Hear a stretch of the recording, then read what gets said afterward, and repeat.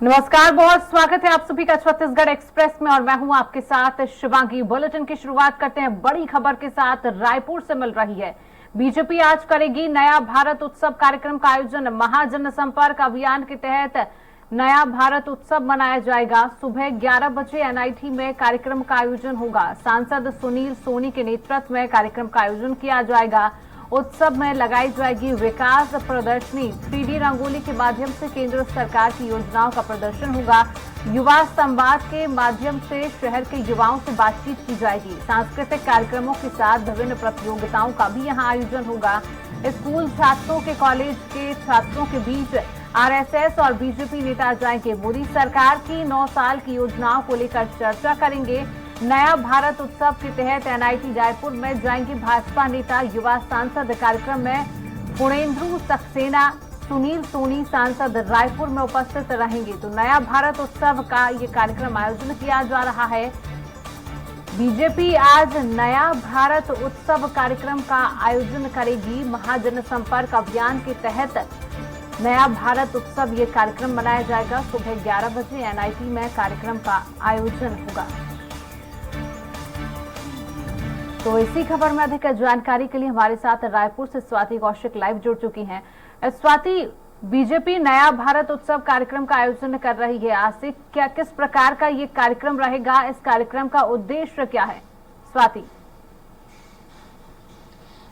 जी बिल्कुल, देखिए, प्रधानमंत्री नरेंद्र मोदी के 9 साल पूरे होने के बाद से बीजेपी देश भर में अलग अलग प्रदेशों में महाजन संपर्क अभियान जो है चला रही है। उसी का हिस्सा है ये जो छत्तीसगढ़ के रायपुर में चल रहा है। बीजेपी ने जैसे पहले भी बताया था कि महाजन संपर्क अभियान के जरिए वो अलग अलग क्षेत्र में काम कर रहे लोगों से मिलेंगे।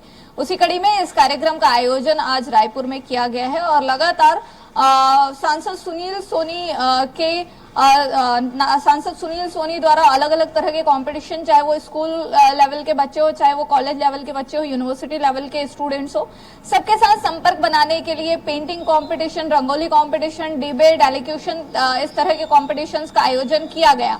तो उसी कड़ी में ये जो युवा संवाद का कार्यक्रम है वो भी आयोजित किया गया है, जिसमें प्रधानमंत्री नरेंद्र मोदी के जो 9 साल के कार्यकाल केंद्र में रहे हैं उसको लेकर बीजेपी जो है वो उनसे चर्चा करेगी, उनका फीडबैक लेगी, कुछ अपनी बातें जो है वो करेगी। तो कहीं ना कहीं इस कार्यक्रम के माध्यम से बीजेपी अपनी उपस्थिति बच्चों के बीच, विद्यार्थियों के बीच में दर्ज कराना चाह रही है।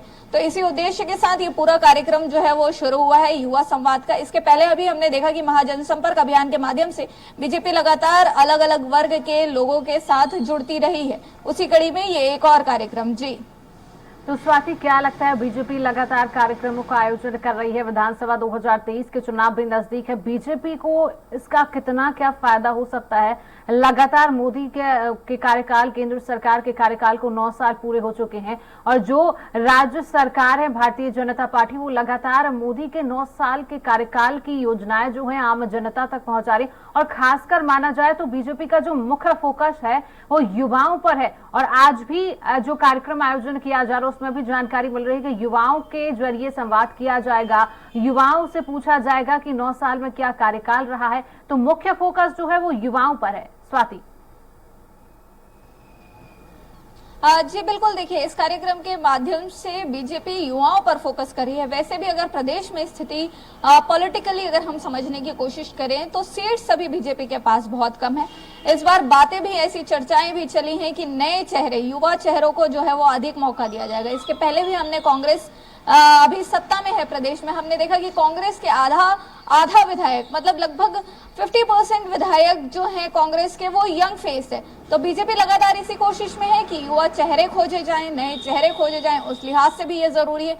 तो दूसरी तरफ 2023 के ठीक बाद 2024 केंद्र का चुनाव है। दोनों ही नजरिए से इस तरीके का संवाद, डायरेक्ट लोगों तक पहुंचना, ये बहुत आवश्यक हो गया है बीजेपी के लिए।